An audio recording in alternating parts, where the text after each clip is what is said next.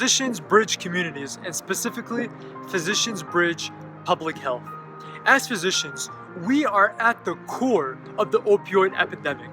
The AMA has selected this epidemic as one of its key initiatives to help roll out and to fix in our country. This past fall, Dr. Patrice Harris, the chairwoman of the American Medical Association Board of Trustees, selected our state of Rhode Island as the first pilot state to roll out its toolbox, in which we are encouraging physicians to prescribe naloxone, to increase the effectiveness of the prescription drug monitoring programs, and to destigmatize the effects of opioid on our patients so that they can seek the help that they need. Number 2, prescription drug prices. Many of our patients are seeing a markup in many of their prescription drugs. The average is 1,000 to 5,000% markup on generic drugs, and this is just unacceptable for our patients. As a future board member of the American Medical Association Board of Trustees, I promise to take this up as an issue and to help our patients nationwide.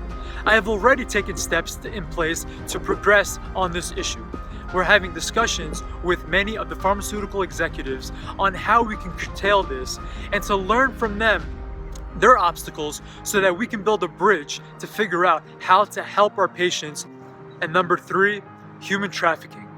As the former chair of the resident and fellow section of the American Medical Association, I built a bridge with the American Bar Association Young Lawyers Division to help educate our population about the effects of human trafficking and how to identify it when we see it in the emergency rooms or across our clinics around the country. This is something that needs to be at the forefront because many of the patients are fallen victim to this issue. Number 4, related to public health, is our colleagues. Many of our physician colleagues have fallen victim to the issues of burnout.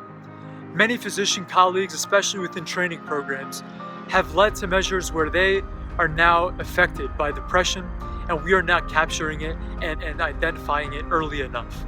As a former chair of the resident and fellow section, I work closely with many of our members in the AMA to address the ACG and me on mandating the effects of having mental health services for all of our residents and fellows across the country.